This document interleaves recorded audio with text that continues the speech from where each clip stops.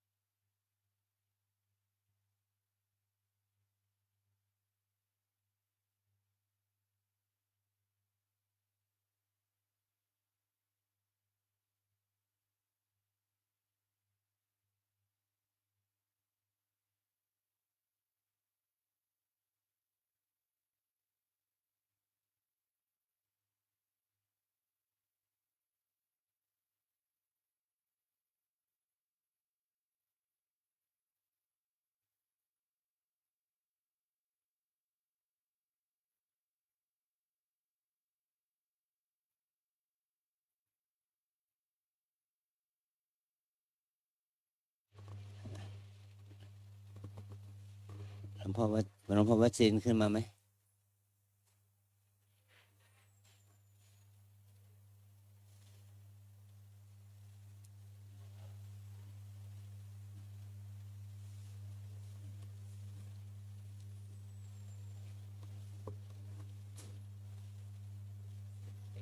ฮะ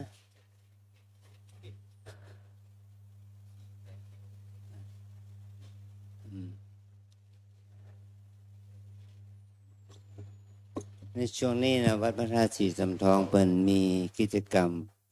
โครงการอบรมวิปัสสนามีพระจากภาคเหนือของเราและภาคต่างๆมีมาปฏิบัติอยู่170กว่ารูปนะแล้วก็มีอุบาสกอุบาสิกาเข้ามาร่วมให้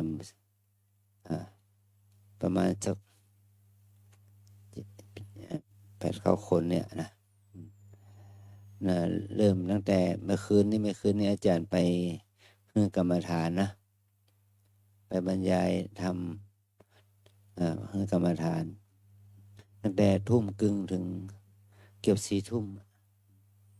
เพื่อธรรมะเดี๋ยวก็เนี่ยเพราะว่าเขาก็ดีใจว่ามีพระตั้งแต่ระดับเจ้าคุณรองเจ้าคณะจังหวัดเป็นต้นไปได้พระลูกวัดวันเขาก็ไปองค์นึงไปรวมปฏิบัติ45 วันนะถือว่าเป็นการรวมกลุ่มของพระที่สนใจงานกรรมฐานนะวิปัสสนาที่ครูบาอาจารย์เอานั้นได้ไปวางฐานการปฏิบัติไว้ที่วัดพระธาตุศรีจอมทองถือว่าเป็นงานที่เป็นประโยชน์มากเลยค่าอาหารแต่ละวันนี่ก็ประมาณสัก19,000 บาทต่อวันค่าอาหารเจ้าอาหารเพลน้ำปนะแล้วก็ถือว่าก็ต้องเขาก็ต้องก็ได้มีโอกาสได้ไปสนองงานครูบาอาจารย์เนาะในโอกาสนี้จึงแจ้งศรัทธาเราได้รับทราบ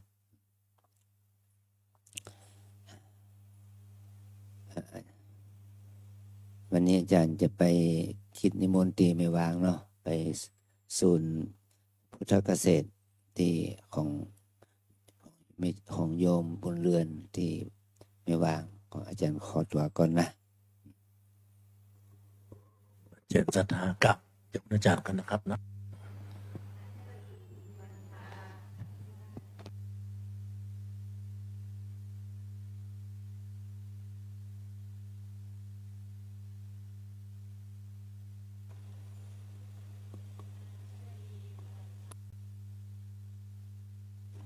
หลวงพ่อดร.วชิรินทร์มาขึ้นเทศน์และเป็นองค์เทศน์วันนี้ เจริญศรัทธาสาธุชนที่ยังอยู่ต่างนอกนะครับเนาะพอมีเวลาร่วมกิจกรรมไหว้พระสมาทานศีลฟังธรรมฟังเทศน์เข้ามาต่างในนะครับนะต่างในคงจะลงเลงไปหน่อยวันนี้นะครับเนาะฉะนั้นก็ถ้ายังอยู่ก็เชิญมาต่างในนะครับนะในวิหารของเรามีอาสนะมีเบาะนั่งนะครับนะเตรียมให้ศรัทธาเป็นที่เรียบร้อยไหว้สากับอาราธนา องค์เทศองค์แสดงธรรมขึ้นสู่ธรรมาสน์แก้ว วันนี้แสดงพระธรรมเทศนาโดยหลวงพ่อวัชรินทร์ปิยธรรมโมด็อกเตอร์นะครับ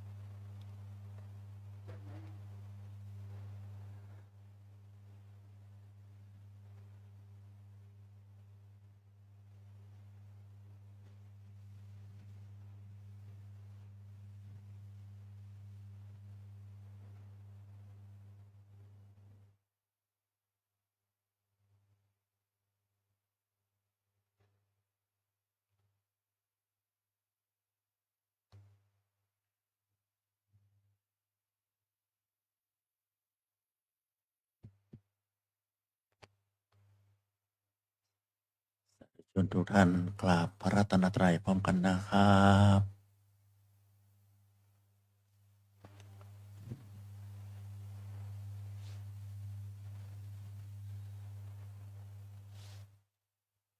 อิมินา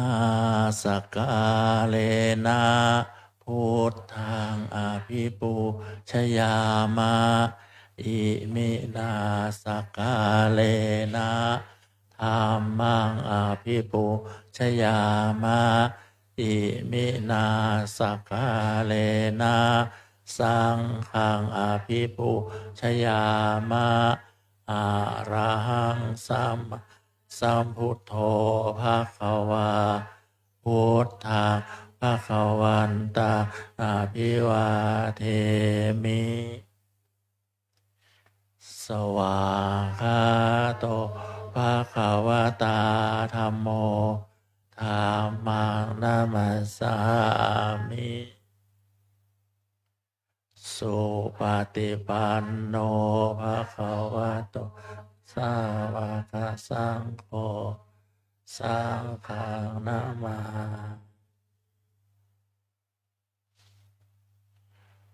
มะยังพันเตวิสุงรักขณัฏฐายะติสารเนนะสหปัญจศีลานิยาจามะทุติยัมปิมายังพันเตวิสุงรักขณัฏฐายะติสารเนนะสหปัญจศีลานิยาจามะตาติยัมปิมายังพันเตวิสุงรักขณัฏฐายะติสารเนนะสหปัญจศีลานิยาจามะนะโมตัสสะภะคะวะโตอะระหะโตสัมมาสัมพุทธัสสะนะโมตัสสะภะคะวะโตอะระหะโตสัมมาสัมพุทธัสสะนะโมตัสสะภะคะวะโตอะระหะโตสัมมาสัมพุทธัสสะนะโมตัสสะภะคะวะโตอะระหะโตสัมมาสัมพุทธัสสะ นะโมตัสสะภะคะวะโตอะระหะโตสัมมาสัมพุทธัสสะนะโมตัสสะภะคะวะโตอะระหะโตสัมมาสัมพุทธัสสะพุทธังสารนังคัจฉามิ พุทธังสรณังคัจฉามิ ธัมมังสารนังคัจฉามิ ธัมมังสรณังคัจฉามิ สังฆังสารนังคัจฉามิ สังฆังสรณังคัจฉามิ ทุติยามปีพุทธังสารนังคัจฉามิ ทุติยัมปิพุทธังสรณังคัจฉามิ ทุติยามปีธัมมังสารนังคัจฉามิ ทุติยัมปิธัมมังสรณังคัจฉามิ ทุติยามปีสังฆังสารนังคัจฉามิ ทุติยัมปิสังฆังสรณังคัจฉามิ ตาติยามปีพุทธังสารนังคัจฉามิ ตาติยัมปิพุทธังสรณังคัจฉามิ ตาติยามปีธัมมังสารนังคัจฉามิ ตาติยัมปิธัมมังสรณังคัจฉามิ ตาติยามปีสังฆังสารนังคัจฉามิ ตาติยัมปิสังฆังสรณังคัจฉามิ ติสรณะขมนังนิทิตัง อามะพันเต ปานาติปาตาเวรมณีสิกขาปะทังสมาธิยามิ ปานาติปาตา เวระมณีสิกขาปะทังสมาธิยามิ อาทินนาทานาเวรมณีสิกขาปะทังสมาธิยามิ อาทินนาทานา เวระมณีสิกขาปะทังสมาธิยามิ กาเมสุมิจาจาราเวรมณีสิกขาปะทังสมาธิยามิ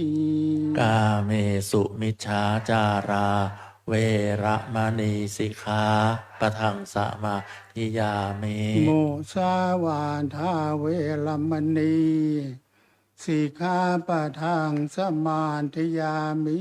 โมสาวาทา เวระมณีสิกขาปะทังสมาธิยามิ สุราเมรยะมัจจปมาทฐานาเวรมณี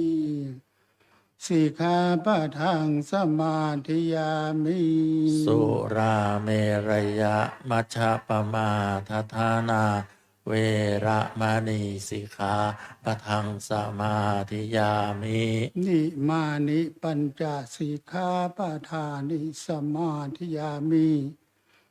สีเลนะสุขติงยันติ สาธุ สีเลนะโภคสัมปันธา สาธุ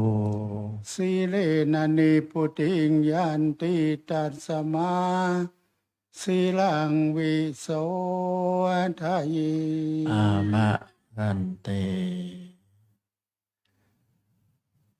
ลัมมาจะโลกาทิปติสหัมปติกัดอัญชลี อันทิวรังอายาจทา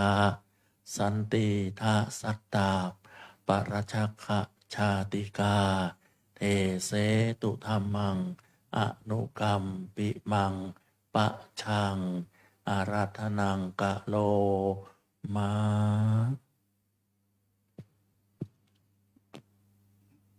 นะโมตัสสะภะคะวะโตอะระหะโตสัมมาสัมพุทธัสสะนะโมตัสสะภะคะวะโตอะระหะโตสัมมาสัมพุทธัสสะนะโมตัสสะภะคะวะโต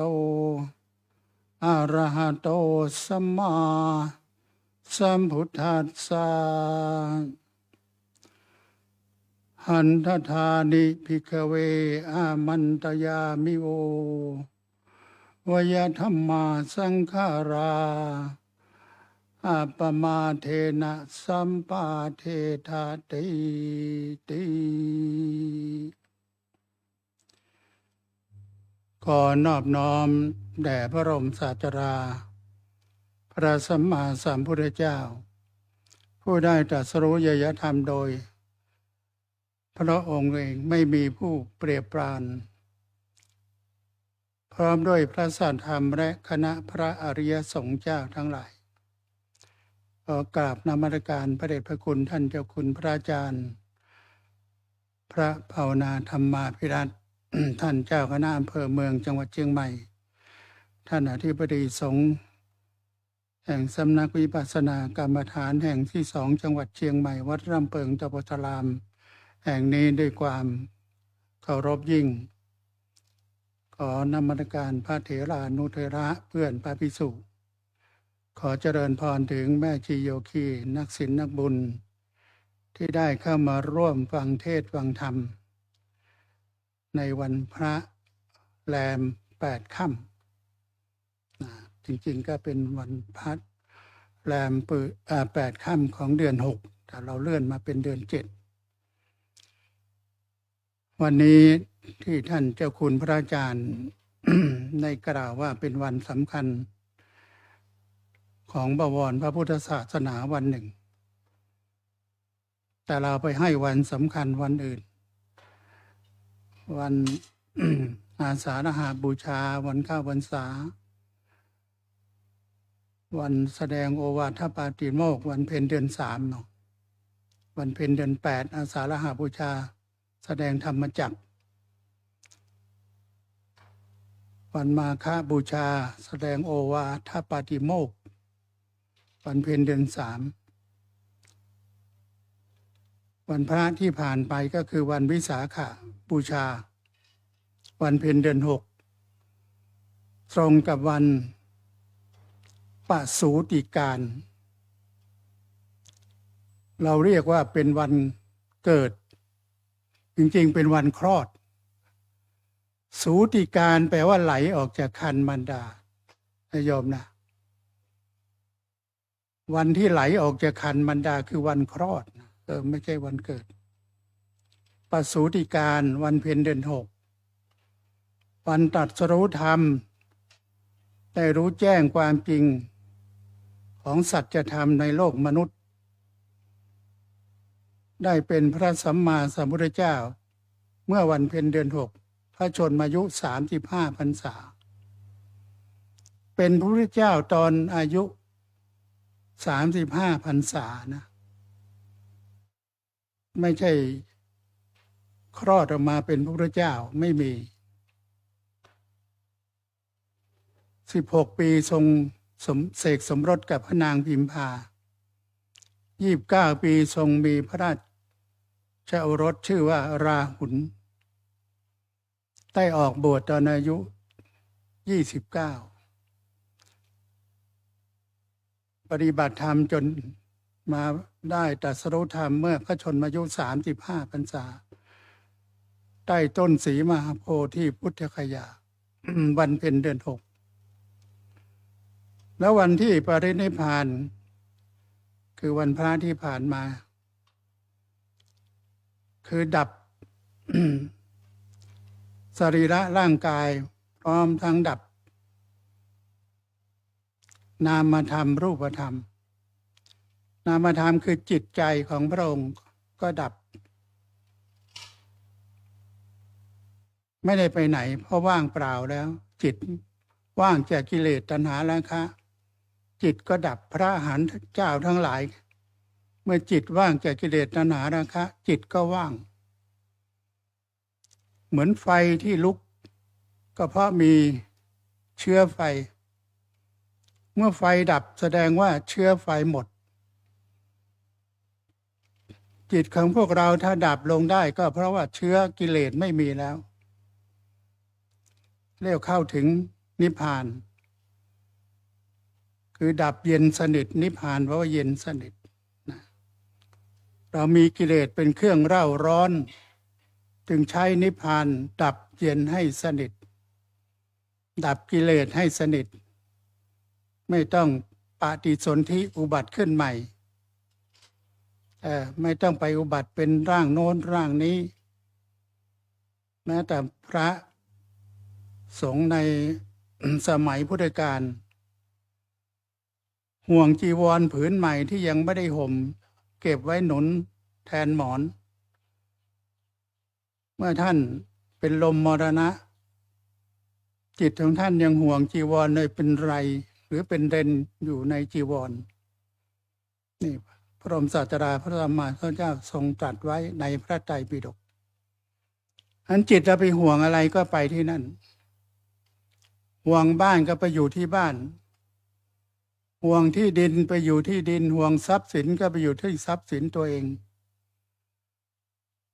ให้เรารู้ว่าจิตเราห่วงอะไรก็ไปที่นั่นวันเพ็ญเดือน 6เป็นวันดับสรีระได้สิ้นพระชนม์พูดง่ายๆวันมรณภาพแล้วก็ทางมลกษัตริย์เมืองกุสินาราที่พระองค์สัตราพระสัมมาสัมพุทธเจ้าเสด็จปรินิพพานได้เก็บสรีระของพระองค์ไว้7 วันวันที่8คือวันนี้จึงได้ชื่อวันอัฐมีบูชาอัฏฐาแปลว่า8 อัฐมีหมายว่าเราบูชาในวันที่แรม8 ค่ำคือวันที่ประชุมเพลิงพระพุทธศิระของพระพุทธเจ้า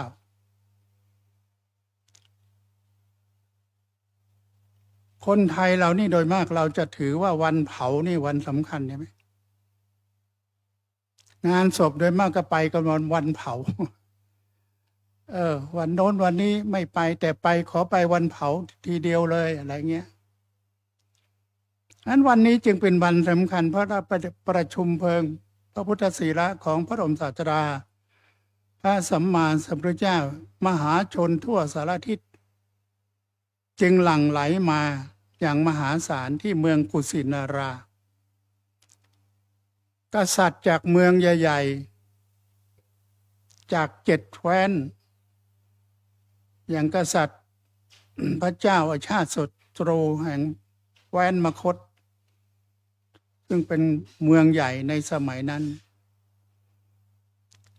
ได้กรีธายกทัพยกพลมาที่พระบรมศพของพระสัมมาสัมพุทธเจ้าหวังว่าเมื่อประชุมเพลิงแล้วจะได้สรีระของพระองค์ไปบูชาที่เมืองแคว้นมคธกษัตริย์ฤชวีแห่งแคว้นเวสาลีก็กรีธาทัพมาเหมือนกันก็หวังว่าจะมาแบ่งพระบรมธาตุของพระพุทธศีระของพระบรมศาสดาพระสัมมาสัมพุทธเจ้าไปบูชากษัตริย์แห่งเมืองกบิลพัสที่พระบรมศาสดาพระสัมมาสัมพุทธเจ้าอุบัติขึ้นก็ยกทัพมาเหมือนกันเพื่อจะมาแบ่งพระพุทธศีระของพระพุทธเจ้าเมืองกุสินาราเป็นเมืองเล็กๆ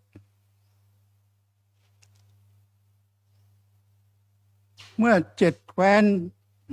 ยกทัพมาเนี่ยแคว้นเล็กๆอย่างเมืองกุสินาราก็คงจะไปต่อสู้ต่อกรไม่ได้เมื่อประชุมเพลิงพระบรมศาสดาพระสัมมาสัมพุทธเจ้าแล้วกำลังประชุมกันอยู่ว่าจะทำยังไงดีก็มีโทนพราหมณ์ได้กล่าวขึ้นว่าให้แบ่งสรีระของพระบรมศาสดาพระสัมมาสัมพุทธเจ้าเท่ากัน8 ส่วนรวมทั้งเมืองกุสินารา1 ส่วนกับอีก7 ส่วนที่ยกทัพมาเป็น8 ส่วนให้เท่ากันและใครล่ะจะเป็นคนแบ่ง พระพุทธศีระของพระบรมศาสดาพระสัมมาสัมพุทธเจ้าเมื่อโทนพราหมณ์เป็นผู้ที่กล่าวขึ้นมากษัตริย์ทั้ง8 เมืองก็เลย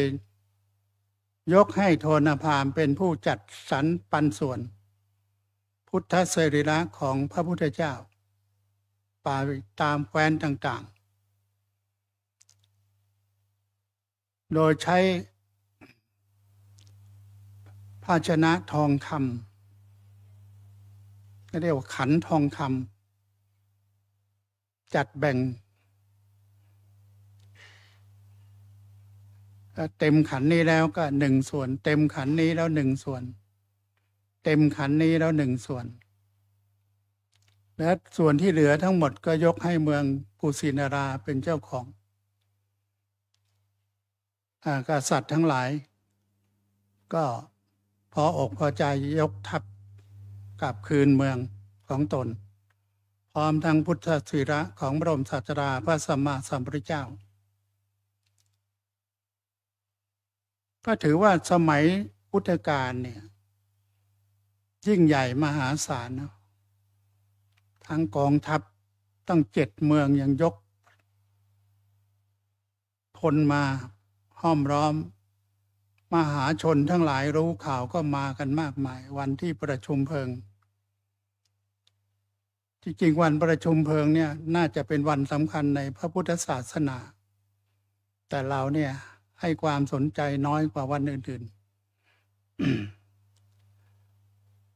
วันนี้จึงเป็นวันอัฐมีบูชาที่ท่านเจ้าคุณพระอาจารย์บอกวันนี้ก็จะได้ทำบูชา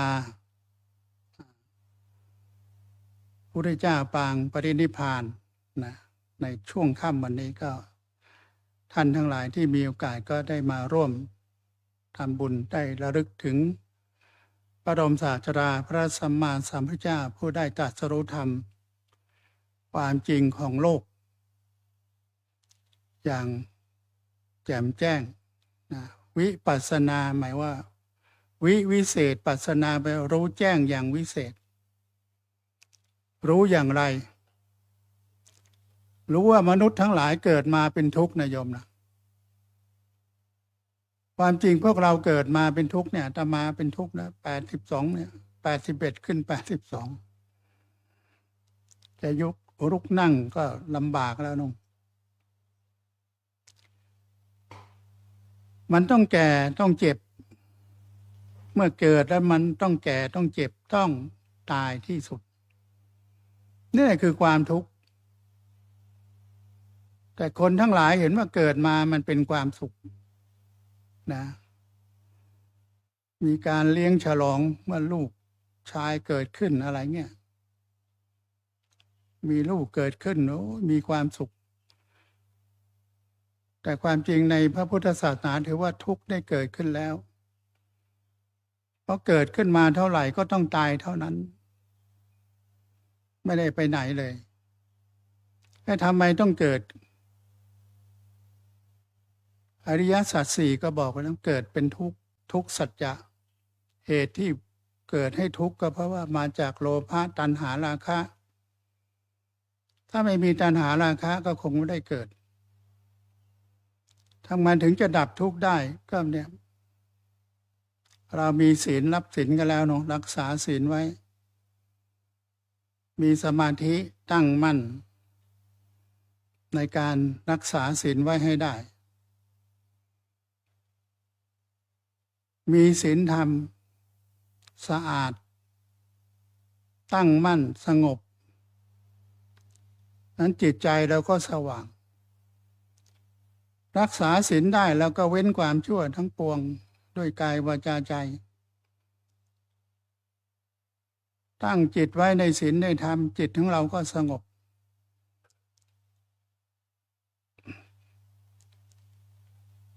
เมื่อจิตเราสงบจิตเราก็ผ่องใสก็เกิดสว่างนั้นเว้นความชั่วทั้งปวงทำความดีให้พร้อมทำจิตใจให้ผ่องใสก็อยู่ในรักษาศีลมีสมาธิมีปัญญานี่แหละนายโยมศาสนาพุทธก็มีแค่นี้ว่าเราจะทำได้หรือไม่ได้ก็อยู่ที่บุญบารมีที่เราจะสร้างที่อาตมาขึ้นว่าหันททานิภิกขเวดูก่อนภิกษุทั้งหลาย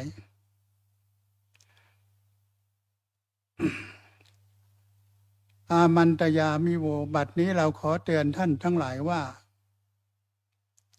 วยธรรมาสังขารา สังขารทั้งหลาย บัดนี้สังขารทั้งหลาย มีความเสื่อมไปเป็นธรรมดาอาตมานี่เสื่อมไปเป็นธรรมดานะหลวงตาสมาน108 ปีก็ยังเสื่อมไปธรรมดานั่นอัปปมาเทนะสัมปาเทถะท่านทั้งหลายจงทำความไม่ประมาทให้พร้อมเถิดนี่คือคำตรัสเป็นครั้งสุดท้าย เมื่อวันวิสาขบูชา ก่อนที่จะดับขันธ์ปรินิพพาน เป็นพระวาจาเป็นครั้งสุดท้าย เป็นการเทศนาเป็นครั้งสุดท้าย ให้ภิกษุทั้งหลายที่นั่งเฝ้าห้อมล้อมได้ฟัง แล้วก็ดับขันธ์ปรินิพพาน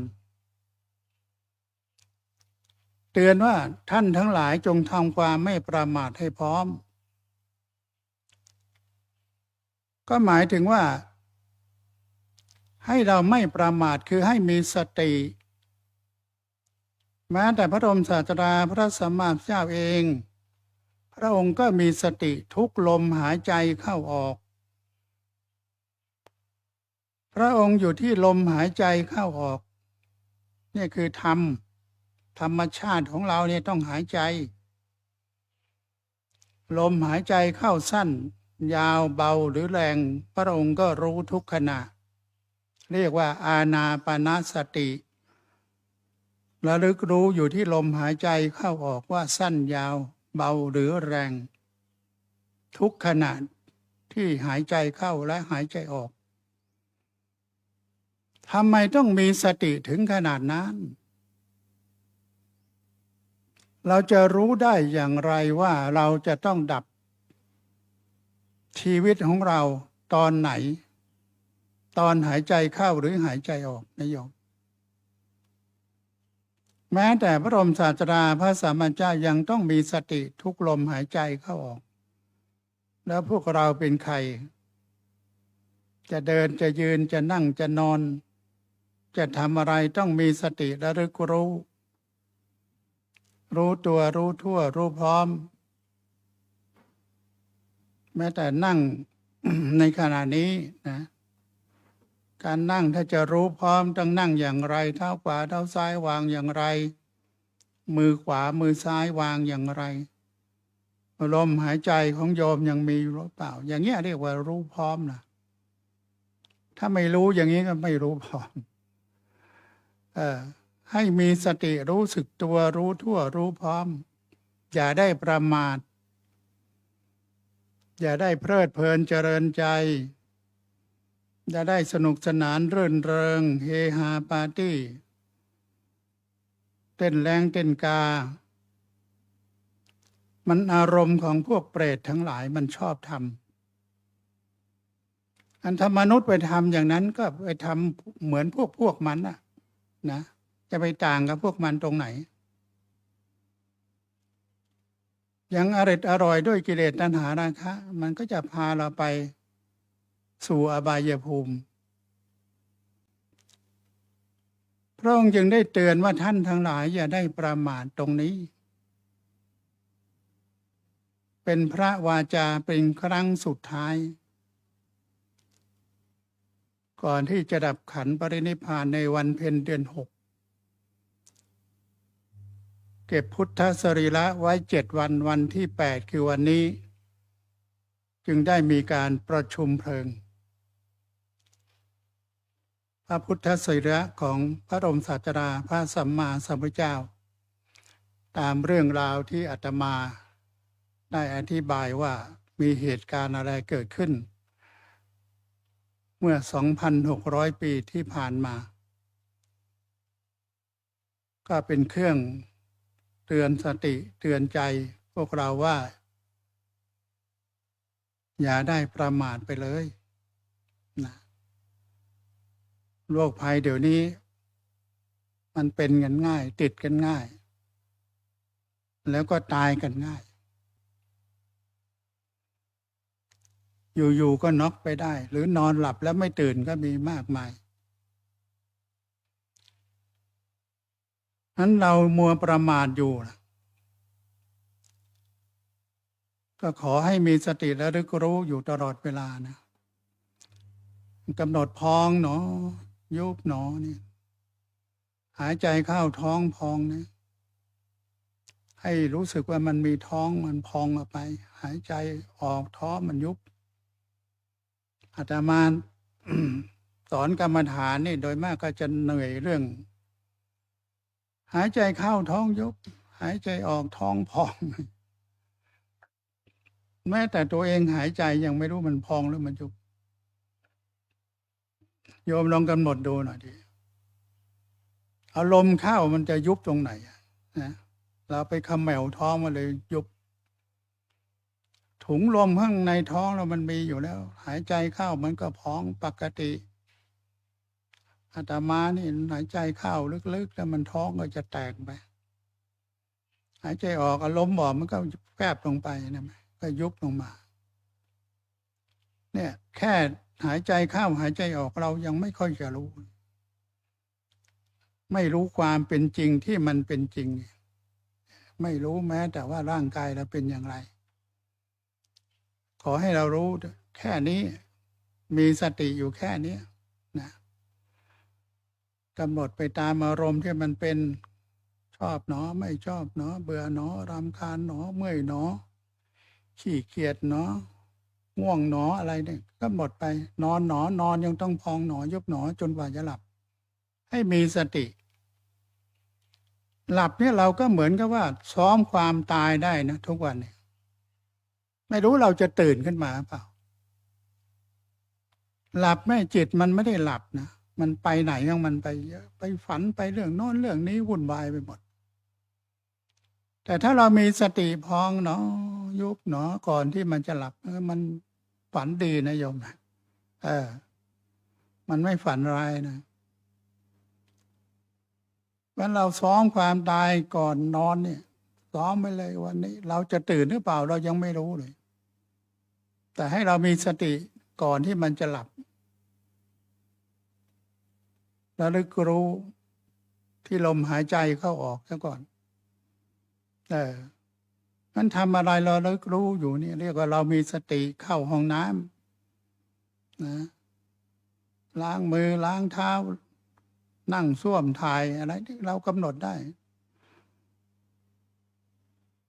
กำหนดหนอด้วยมันถึงจะมีสติ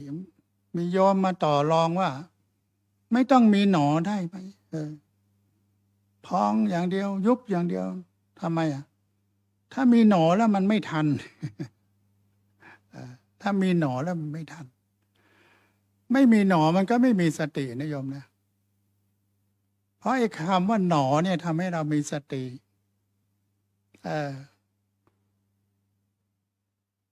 เดินหนอนั่งหนอเบื่อหนอรำคาญหนอก็ทำเดินเร็วก็ว่าเร็วได้ทำอะไรไงรู้หนอก็ได้รู้ว่าเราทำอะไรอยู่รู้หนอมันก็ง่ายนี่เราเรียกว่ามาปฏิบัติธรรมให้เรามีสติมาฝึกไว้ให้ชำนาญเราก็ไม่รู้ว่าเราจะดับจิตตอนหายใจเข้าหรือหายใจออกเราจะมีสติในวันนั้นหรือไม่เราก็ไม่รู้อายุเท่าไหร่ที่จะต้องดับเราก็ไม่รู้อาตมาเคยไปเทศนาให้นักโทษประหารเนี่ยที่เชียงใหม่เนี่ยนะทันสถานหญิงไปแทนเขาไปเทศนาในวันที่1แต่เขาต้องถูกประหารในวันที่30นักโทษหญิงเรื่องคดียาบ้าอะไรนี่หลายหมื่นเม็ดสามีเขาหนีรอดแต่ภรรยาเขาไม่รอดสู้คดีมา8 ปีศาลฎีกา สั่งประหารชีวิตถามศาลชั้นต้นชั้นอุทธรณ์เขาก็ให้มีขอพระราชทานอภัยโทษผ่านไป6 เดือนก็เรียกว่าฎีกาไม่ตกก็ต้องทำการประหารชีวิตอาตมาปลายปี2552 นะ2552สมัยนั้นเขาไม่มียิงเป้าก็มีแต่ฉีดยาชาแล้วก็ฉีดยาพิษทีหลังอาตมาไปวันที่1เนี่ยเขาจะต้องถูกประหารวันที่30 กันยาได้ไงนี่จำได้คร่าวๆไปวันที่1 กันยาเขาเป็นนักโทษชั้นดีปฏิบัติธรรมวิปัสสนากรรมฐานมา8 ปีกว่า6 เดือนพร้อมกับนักโทษอื่นๆประมาณ80-90 คนเขาพร้อมที่จะถูกประหารอาตมาก็เลยบอกว่าคนที่รู้กำหนดวันที่จะต้องเสียชีวิตเขาเป็นคนโชคดีที่สุดเพราะเขารู้วันเวลาของเขาแล้วก็เตรียมพร้อมสำหรับที่เขาจะต้องตายแต่คนที่โชคร้ายที่สุดก็คือผู้บรรยายธรรมอาตมานี่ ตั้งแต่วันนั้นถึงวันนี้ยังไม่รู้วันตายเห็นไหมแต่นักโทษคนนั้นเขารู้แล้วเขาไปแล้วโชคดีที่สุดเขาเตรียมพร้อมเมื่อฉีดยาชาก็ชาหนอชาสลบไปแล้วมันไม่รู้แล้วก็ฉีดยาพิษทีหลังก็ขาดใจตายถามว่าเขาไปไหนล่ะความยุติธรรมมันจะเกิดตรงนี้นะโยมนะที่เราเรียกร้องหาความยุติธรรมมันจะเกิดตรงนี้พอดีความดีที่เราทำไว้มันหนุนให้สูงขึ้นนะอย่างน้อยได้เป็นมนุษย์สมบัติที่สมบูรณ์อย่างวันนี้ไม่บ้าใบบอดหนวกไม่พิกลพิการไม่ปัญญาอ่อนไม่เป็นโรคเป็นผู้มีปัญญาอย่างวันนี้ได้มนุษย์สมบัติสวรรค์สมบัติเป็นเทพเป็นพรหมเป็นอะไรก็ได้ นี่บุญบารมีหนุนให้สูงขึ้น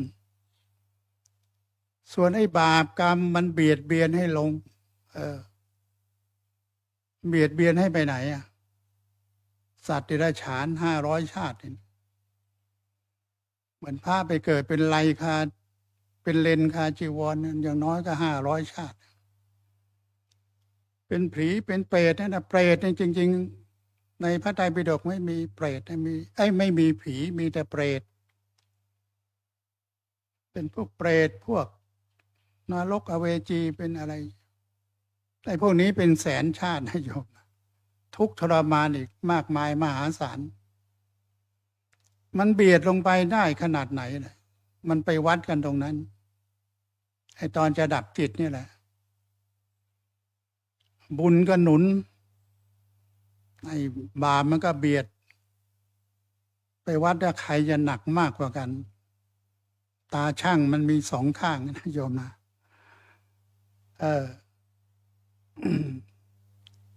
บุญหนักมันก็หนักกว่าบาปก็สู้ไม่ได้ถ้าบาปมันหนักกว่าบุญก็สู้ไม่ได้อันนี้ความยุติธรรมมันเกิดตรงนี้อันจึงต้องหมั่นสร้างบุญคุณงามความดีไว้เพื่อไว้ใช้ในวันที่เราต้องดับจิตถ้าไม่มีกิเลสนั่นแหละก็ไปสู่มรรคผลนิพพานไม่ต้องมาเวียนว่ายตายเกิดหมดเวรหมดกรรมกันไปแล้วเหมือนไฟที่หมดเชื้อไฟก็ดับถามว่าไฟเมื่อมันลุกอยู่ก็ยังเห็นอยู่ตอนมันดับมันหายไปไหนเหมือนกันจิตของเราเนี่ยตอนมีชีวิตมันก็ยังมีจิตทำอะไรได้หมดถ้าดับจิตแล้วก็ไม่รู้มันหายไปไหนแต่ถ้าหมดกิเลสมันไม่ไปหาที่เกิดใหม่เท่านั้นเองมันว่างเรียกว่าสุญญตานี่ก็เป็นคำอธิบายขยายความว่าเราจะได้ประมาทตามที่อาตมาได้ขึ้นไว้วันนี้ก็ขอทุมาโมทนาบุญกับท่านทั้งหลายที่ได้มาฟังเทศน์ฟังธรรมในวันศีลวันพระวันอัฏฐมีบูชาก็หวังท่านทั้งหลาย ได้ฟังพอได้ไปประพฤติวัดปฏิบัติตาม ขอให้ท่านทั้งหลายได้มีความสุขความเจริญปรารถนาสิ่งหนึ่งประการใดให้สมความมุ่งมา่ปรารถนาจะอยู่แห่งหนตำบลใดจะไปแห่งหนตำบลใดให้ปราศจากโรคาพยาภัยอันตรายทั้งปวง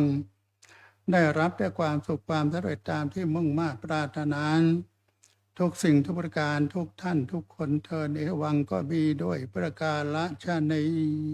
ธรรมยังสาธุกาลังกาโลมะเสธุสาธุสาธุตัวแทนศรัทธาวันนี้เจิญแม่วลังคณาเนาะถวายเทศครับดูจะสมน้ำสมเนื้อของ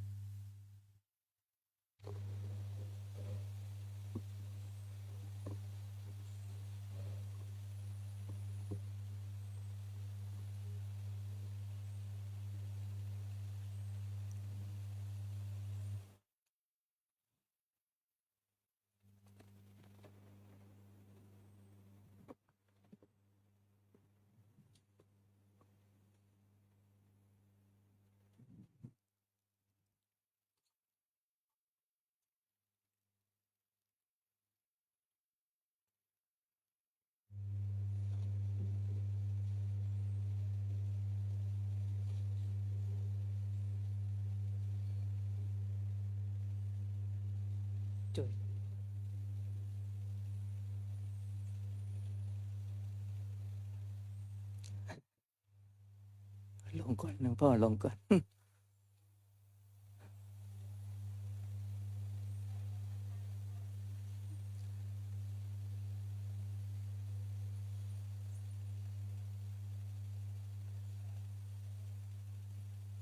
พระพุทธเจ้าทรงตรัสเอาไว้ว่า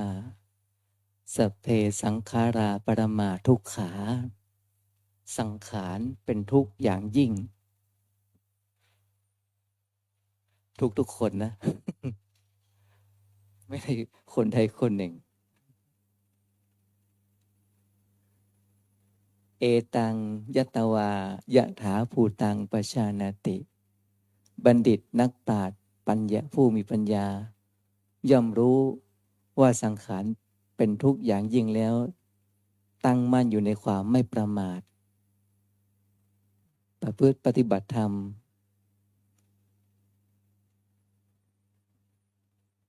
ให้ถึงที่สุดแห่งความพ้นทุกข์แล้วจะได้ศัพท์ที่ว่านิพพานังปรมังสุขขังว่านิพพานเป็นบรมสุขสุขอย่างยิ่งก็คือนิพพานนิพพานก็คือดับกิเลสตอนที่มีชีวิตอยู่นี่แหละนักโทษถูกประหารอันนั้นคือตายโดยสมมุติตายไม่จริงตายแล้วต้องเกิดใหม่แต่ถ้าบุคคลใดฆ่าประหารกิเลสได้เป็นสุขอย่างยิ่งเห็นด้วยไหมอันนี้คือพระพุทธเจ้านะไม่ใช่อาจารย์ยกพุทธศาสนาภาษิตให้ฟังแล้วมีบทต้นว่าชิคัจฉาปรมาโรคาความหิวเป็นโรคอย่างยิ่งตั้งแต่เกิดมาเราหิวไหมวันไหนไม่หิวมีไหม ตลอดชีวิตนะอยากเห็นอยากได้ยินอยากได้กลิ่นอยากได้ริมรสอยากได้สัมผัสอยากได้อยากมันไม่หิวตลอดชีวิตเนาะความหิวถ้าเราฟังธรรมะเกิดความหิวนี่ฟังธรรมะไม่รู้เรื่องเนาะเหมือนหิวอ่ะต้องบรรเทาความหิวก่อน ทานข้าวให้อิ่มก่อนทำอะไรภารกิจเรียบร้อยเมื่อไม่หิวแล้วเราก็ฟังธรรมะได้อย่างซาบซึ้งและเข้าใจและปฏิบัติตามได้อย่างราบรื่นนะแล้วก็จะเห็นว่าดับความหิวได้แล้วก็มาเจอตอนที่สองก็คือ สัพเพสังขาราปรมาทุกขาสังขารร่างกายเนี่ยเป็นทุกข์จริงๆนะก็เห็นตามคนมันเป็นทุกข์จริงๆต้องยอมรับ แต่ก็ต้องดูแลประคับประคองไปเอตังยัตตวายถาภูตังปชานาติก็คือบัณฑิตนักปราชญ์ผู้รู้ทั้งหลายเมื่อรู้ว่าสังขารเป็นบรมทุกข์เป็นทุกข์อย่างยิ่งแล้วความหิวเป็นทุกข์อย่างยิ่งแล้วก็เห็นโทษแล้วก็ประพฤติปฏิบัติ เพื่อให้จะได้ซึ่งอะไรนิพพานังปรมังสุขขังก็จะได้ซึ่งมรรคผลนิพพานนั่นเองเป็นสุขอย่างยิ่งนะก็ต้องฝึกจิตนะวันนี้ก็ขออนุโมทนาหลวงพ่อวัชรินทร์ปิยธรรมโมด็อกเตอร์นะโยมนะ